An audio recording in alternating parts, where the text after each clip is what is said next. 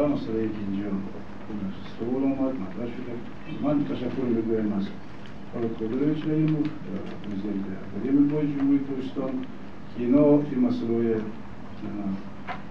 تایسو مونده خوب بررسی کردن تحقیق کردن من شما یک چیزی گفتنیم من دونستم که ما در طول سال 2007 شروع کردیم اساسا از سال 2005 شروع کردیم ما با اون کوشش کردیم که یک بنای پیدا کنیم یک بنای خرابه ویرانه پیدا کنیم تا که برای کارمندان اکادمی ما شرایط منزلشان بکنیم و من گفتم لازم است که در این سمت و ما پیش زمان خود پرزیدنت جمهوری ترکستان محترم رحمان کمک کردن این بنای خوابگاه سابق اینستیتوت پژوهش قشلاق و توازن ما گذراندن بنای ویرانه بود هیچ نداشت مبلغ جدا کردن در طول 3 سال برای مبلغ دادن ما این بنای برقرار کردیم ازدم کردیم متاسفانه در دوام وقت در بعدتر سال 2011 این جانب دیگر پروژه جمهوری ترکستان مبلغ جدا کردن نتوانست برای ادامه ساختمان این بنا و ما مجبور شدیم که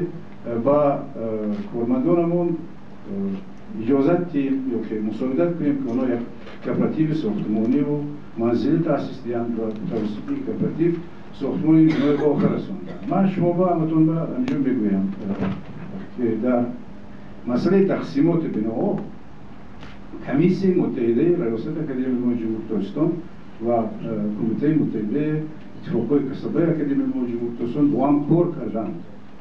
شما درست اینا دقت دید که ما هم تو با به یکون یعنی اسناد یکون کس با خونه دادن نمیتونیم.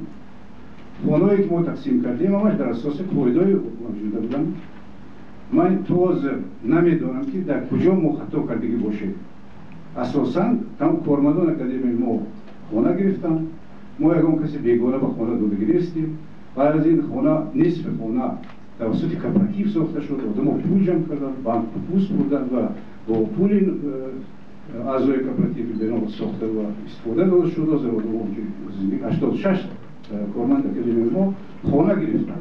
من نمیفهمم کجا این وضعیتی هستیم مثلا.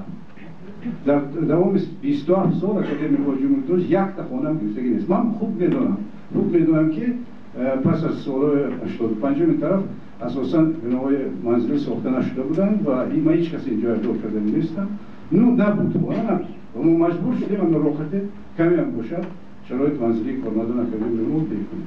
یک چیز رو ما گفته استفاده که باید همش ما جوانان رو میدادیم لیکن آدمانی که در حساب جوانان نیستن سن سالشون زیادتر هستن آدم 30 سال امکانات پیدا کردن شرایط منزلشون نبود. اینو به نتیم خونه در اکادمی کار که نمونشه بزرگی 60 سال کار کرده در اکادمی ما امروز تنها مونده است. آدم سن سالش رفتگی با یک زنش تنها موندگی است خونه ندارد. چیکار کنیم؟ نتیم آدم خونه.